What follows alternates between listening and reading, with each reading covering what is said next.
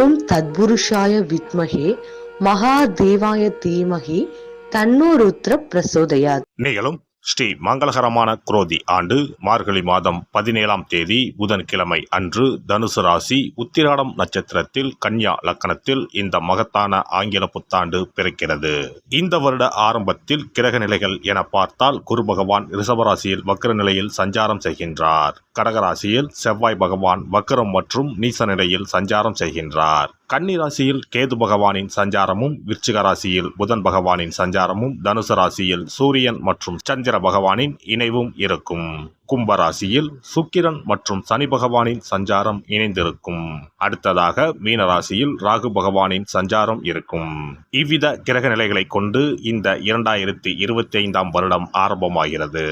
இந்த புத்தாண்டில் சனி பெயர்ச்சி, குரு பெயர்ச்சி, ராகு கேது பெயர்ச்சி என முக்கிய கிரகங்களின் பெயர்ச்சிகள் நடைபெற உள்ளது. இதன் காரணமாக சில ராசிக்காரர்களுக்கு குடும்பம், வேலை, தொழில் என அனைத்து விதத்திலும் முன்னேற்றம் ஏற்பட வாய்ப்புள்ளது. பிப்ரவரி 4ஆம் தேதி குரு பகவான் ரிஷபராசியில் வக்ர நிவர்த்தி அடைகிறார். மார்ச் 29ஆம் தேதி சனி பெயர்ச்சி நடைபெற உள்ளது. சனி பகவான் கும்பராசியில் இருந்து மீனராசிக்கு இடப்பெயர்ச்சி ஆகின்றார். மே மாதம் 14ஆம் தேதி குரு பகவான் ரிஷபராசியில் இருந்து மிதுன ராசிக்கு இடப்பெயர்ச்சி ஆகின்றார். மே மாதம் 18ஆம் தேதி ராகு கேது பெயர்ச்சி நடைபெறும்.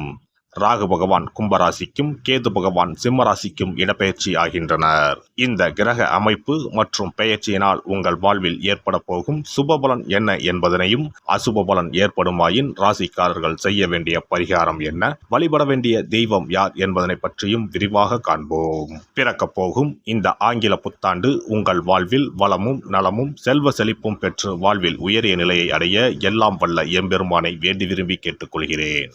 துலாம் ராசி அன்பர்களே, உங்களுடைய ராசிக்கு 6ஆம் வீடான எதிரி, போட்டி, பொறாமை, கடன், வைத்திய செலவு ஆகிய ஸ்தானத்தில் ராகு பகவான் 2025ஆம் ஆண்டு மே மாதம் வரைக்கும் பயணம் செய்வதால் கடன் அடைபடும்.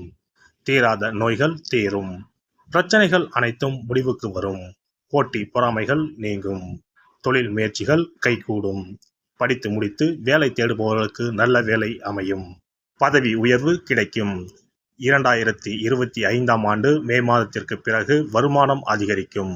காரணம், கேது பகவான் லாபஸ்தானத்திற்கு செல்ல போகிறார். குரு பகவானின் பார்வையும் உங்கள் ராசிக்கு கிடைக்கப் போவது கூடுதல் சிறப்பு. அஷ்டம குருவினால் கஷ்டங்களை அனுபவித்த துலாம் ராசிக்காரர்கள் பாக்கியஸ்தான குரு மற்றும் லாப கேதுவினால் மன நிம்மதி, மகிழ்ச்சியை அனுபவிக்கப் போகிறீர்கள். மனதிற்கு நெருக்கமானவர்களால் புதிய அனுபவம் உண்டாகும். மனதை குழப்பிய சில விஷயங்களுக்கு தெளிவு பிறக்கும். மறைமுக எதிர்ப்புகளை வெற்றி கொள்வீர்கள். வியாபாரத்தில் புதிய வியூகங்கள் கை கொடுக்கும். வெளியூர் பயணங்களின் மூலம் ஆதாயம் உண்டாகும். உடல் தோற்ற பொலிவில் சில மாற்றங்கள் ஏற்படும். வருமான ஆதாரங்களை மேம்படுத்துவீர்கள். கனிவான பேச்சுக்களால் அனுகூலமான சூழல் உண்டாகும். புதிய நபர்களின் ஒத்துழைப்பு கிடைக்கும். புதிய பயிற்சிகளில் ஆர்வத்துடன் கலந்து கொள்வீர்கள். ஆன்மீக சுற்றுலா செல்வதற்கான சில வாய்ப்புகள் ஏற்படும். எதிர்பாராத சில வரவுகள் உண்டாகும். கற்பனைகளை விட காரியங்களில் ஈடுபடுவது மேன்மையை ஏற்படுத்தும். பொறுப்பான சில காரியங்களின் மூலம் மதிப்பு மேம்படும். இளைய சகோதரிடம் இருந்து வந்த கருத்து வேறுபாடுகள் நீங்கும். நீண்ட நாட்களாக எதிர்பார்த்த மகிழ்ச்சியான செய்திகள் கிடைக்கும். வழக்கு சார்ந்த விஷயங்களில் திடீர் திருப்பங்கள் உண்டாகும். அரசு தொடர்பான உதவிகள் கிடைக்கும். கமிஷன் சார்ந்த வியாபாரம் கை கொடுக்கும். உடல் ஆரோக்கியத்தை பொறுத்தவரை சிறப்பாக இருக்கும்.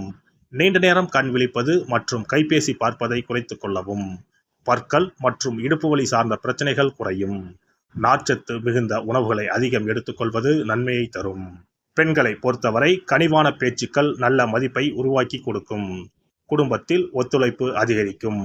பொன் பொருட்கள் மீது ஆர்வம் ஏற்படும். புதிய வீடு மற்றும் மனை வாங்குவது சார்ந்த எண்ணங்கள் கைகூடி வரும். மனதளவில் இருந்து வந்த குழப்பங்கள் நீங்கி தெளிவு பிறக்கும். புதிய முயற்சிகளில் மாறுபட்ட அனுபவம் ஏற்படும். மூத்த உடன்பிறப்புகளிடம் சூழ்நிலைக்கு ஏற்ப அனுசரித்து செல்வது நன்மையை தரும். மாணவர்களுக்கு கல்வியில் மாற்றமான வாய்ப்புகளும் சூழ்நிலைகளும் ஏற்படும். திறமைகளை வெளிப்படுத்துவதற்கான வாய்ப்புகள் அமையும். போட்டிகளில் ஆர்வத்துடன் கலந்து கொள்வீர்கள். வெளியூர் மற்றும் வெளிநாடு சென்று படிப்பதற்கான உதவிகள் கிடைக்கும். புதுவிதமான கல்வி சார்ந்த துறைகளில் ஈர்ப்பு உண்டாகும். பணிபுரிவோருக்கு உத்தியோக பணிகளில் தனித்திறமைகளை வெளிப்படுத்துவீர்கள். நவீன தொழில்நுட்பங்களால் ஆதாயம் அடைவீர்கள். சக ஊழியர்களிடத்தில் விட்டு கொடுத்து செல்வதால் ஆதாயமான பலன்கள் உண்டாகும். பணி சார்ந்த புதிய மாற்றம் ஏற்படும். திடீர் செலவுகளால் கையிருப்புகள் குறையும். சிலருக்கு எதிர்பாராத இடமாற்றங்கள் உண்டாகும். வியாபாரிகளுக்கு தொழில் வியாபார பணிகளில் முன்னேற்றமான சூழல் ஏற்பட்டாலும் அதற்கான உழைப்பும் அதிகமாக இருக்கும். எதிலும் பொறுமையுடன் செயல்படுவது நல்லது. பயனற்ற விவாதங்களை குறைத்துக் கொள்ளவும். ஜாமீன் சார்ந்த விஷயங்களில் சிந்தித்து செயல்படுவது நல்லது. அரசு வழியில் எதிர்பார்த்த சில உதவிகள் விரயங்களுக்கு பின்பு கிடைக்கும். அபிவிருத்திக்கான சூழல் சாதகமாக அமையும். கலைஞர்களுக்கு கலைத்துறைகளில் சில நுட்பமான விஷயங்களை புரிந்து கொள்வீர்கள். செயல்பாடுகளில் சோர்வின்றி செயல்பட்டால் மதிப்பும் பரிசும் கிடைக்கும். எதிர்பார்த்த வரவுகளில் ஏற்ற இறக்கம் உண்டாகும். விலகிச் சென்றவர்களை பற்றிய சிந்தனைகள் தோன்றி மறையும். மூத்த கலைஞர்களுடன் அனுசரித்து செல்லவும். ஆரோக்கியம் சார்ந்த செயல்களில் கவனம் வேண்டும். நண்பர்களின் வழியில் புதிய வாய்ப்புகள் கிடைக்கும். அலைபாயும் சிந்தனைகளால் சில குழப்பம் தோன்றி மறையும். அரசியல்வாதிகள் கட்சி பணிகளில் பொறுப்புடன் செயல்பட்டால் முன்னேற்றமான வாய்ப்புகளை ஏற்படுத்திக் கொள்ள முடியும். எதிர்பாராத சில பயணங்களால் அலைச்சல்கள் உண்டாகும். இருப்பினும் அதற்கான ஆதாரங்கள் பின்னாளில் கிடைக்கும். பலதரப்பட்ட மக்களின் அறிமுகம் ஏற்படும். செவ்வாய்க்கிழமை தோறும் நல்லெண்ணெய் தீபம் ஏற்றி முருகப்பெருமானை வழிபாடு செய்து வர முயற்சிகளில் இருந்து வந்த தடைகள் விலகும். சுபகாரிய எண்ணங்கள் கைகூடும். சிறப்பு தொகுப்பு. 2025ஆம் ஆண்டு சிறப்பாக அமைய புத்தாண்டு அன்று இதை மட்டும் செய்தால் போதும். 2025ஆம் ஆண்டு புத்தாண்டை வரவேற்க அனைவரும் ஆவலாக காத்திருக்கிறோம். ஆனால் அதற்கு முன்பு 2024ஆம் ஆண்டிற்கு நன்றி சொல்லி விடை கொடுப்பதும் மிகவும் முக்கியமானதாகும். இந்த ஆண்டில் கிடைத்த நல்ல விஷயங்களுக்கு நன்றி சொல்வதுடன் கிடைக்காமல் போன விஷயங்களுக்கும் சேர்த்து நன்றி சொல்ல வேண்டும். இதனால் பிறக்கப் போகும் புதிய ஆண்டில் அவைகள் இன்னும் சிறப்பாக நமக்கு நடப்பதற்கு வழிவகுக்கும். 2025ஆம் ஆண்டிற்கான காலண்டர் வாங்குவதற்கு முன் அதில் வேறு எந்த நிறுவனத்தின் பெயரோ எதுவும் இல்லாததாக பார்த்து வாங்கி வீட்டில் வைக்க வேண்டும். குறிப்பாக மகாலட்சுமி, வராகி அம்மன் படத்துடன் இருக்கும் காலண்டரை வாங்கி வீட்டில் வைப்பது நல்லது. இது தவிர புத்தாண்டு நாளன்று எந்த மாதிரி விஷயங்களை செய்தால் வரப்போகும் ஆண்டு நமக்கு சிறப்பான ஆண்டாக அமையும் என்பதை நாம் தெரிந்து கொள்ளலாம். ஒவ்வொரு ஆண்டும் ஆங்கில புத்தாண்டோ அல்லது தமிழ் புத்தாண்டோ எதுவாக இருந்தாலும் சரி, பிறக்கப் போகும் புதிய ஆண்டு சிறப்பாக இருக்க வேண்டும். இந்த ஆண்டிலாவது நம்முடைய கஷ்டங்கள் தீர வேண்டும் அல்லது நினைத்த காரியம் கைகூட வேண்டும் என்று அனைவரும் நினைப்பதுண்டு. ஆண்டு முழுவதும் நல்லபடியாக அமைய புத்தாண்டு அன்று நாம் சில விஷயங்களை மேற்கொள்ள வேண்டியது ரொம்ப முக்கியம்.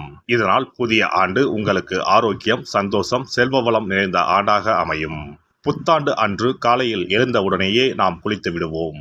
அப்படி நாம் குளிப்பதற்கு முன் குளிக்கின்ற நீரில் 3 முக்கியமான பொருட்களை சேர்ப்பது மிகவும் நல்லது.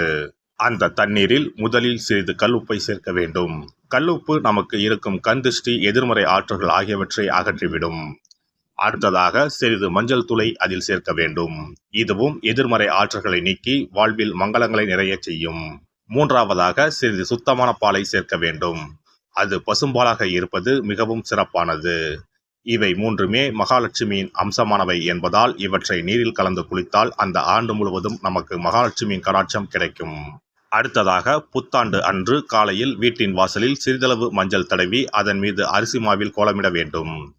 அதன் மீது ஒரு அகலில் மஞ்சள் நிற திரியிட்டு நெய் விட்டு தீபம் ஏற்ற வேண்டும். அதற்கு பிறகு வீட்டிற்குள் நல்லெண்ணெய் தீபம் ஏற்றி அன்னாசி பூ நறுமணம் கொண்ட ஊதுபத்தியை ஏற்றி வைத்து வழிபட வேண்டும். இந்த ஆண்டில் வராகி அம்மனை வழிபடுவது சிறப்பானது. இதனால் வெற்றிகளும் மகிழ்ச்சிகளும் கூடும். அதேபோல் புத்தாண்டு அன்று இரவு 9 மணிக்குள் சில முக்கியமான பொருட்களை வீட்டின் பூஜை அறையில் வாங்கி வைத்து வழிபடுவதால் வீட்டின் பொருளாதாரத்தை அதிகரிக்க செய்யும். ராகு காலம், யமகண்டம் இல்லாத நேரம் புதிதாக தேங்காய் ஒன்றை வாங்கி வீட்டின் பூஜை அறையில் வைத்து வழிபட வேண்டும். அதன் பிறகு அதை எடுத்து சமையலுக்கு பயன்படுத்திக் கொள்ளலாம். தேங்காய் மங்களத்தின் அடையாளமாக கருதப்படுகிறது. இந்த பொருளை வீட்டில் வாங்கி வைப்பது மிகவும் நல்லது. அதோடு மயிலிறகை தேவஸ்தான கடைகளில் போய் வாங்கி கொண்டு வந்து வீட்டில் வைக்கலாம். முருகப்பெருமானின் வாகனமாக இருக்கக்கூடிய மயிலின் இறகை வீட்டில் வைப்பதால் நேர்மறை ஆற்றல்கள் பெருகும். அடுத்ததாக ஒரு கைப்பிடி அளவாவது பச்சரிசியை வாங்கி வீட்டில் வைத்து வழிபடலாம். கடைசியாக லட்சுமி குபேரர் சிலையை வாங்கி வைக்கலாம். லட்சுமி குபேரர் சிலை கிடைக்காவிட்டாலும் லட்சுமி குபேரர் படத்தையாவது வாங்கி வைத்து வழிபடுவது சிறப்பு. இதனால் ஆண்டு முழுவதும் வீட்டில் செல்வம் பெருகிக் கொண்டே இருக்கும். எல்லாம் வல்ல இறையருளால் நீங்களும் உங்கள் அன்பு குடும்பமும் உடல் நலம், நீலாயுள், நிறை செல்வம், உயர் புகழ், மெய்ஞானம் ஓங்கி வாழ்க வளமுடன். இந்த வீடியோ பதிவு உங்களுக்கு பிடித்திருந்தால் லைக் பண்ணுங்க, கமெண்ட் பண்ணுங்க, ஷேர் பண்ணுங்க. மறக்காம சப்ஸ்கிரைப் பண்ணுங்க. பக்கத்துல இருக்கிற பெல் பட்டனை கிளிக் பண்ணுங்க. நன்றி, வணக்கம். ஓம் நமச்சிவாய. சிவாய நம.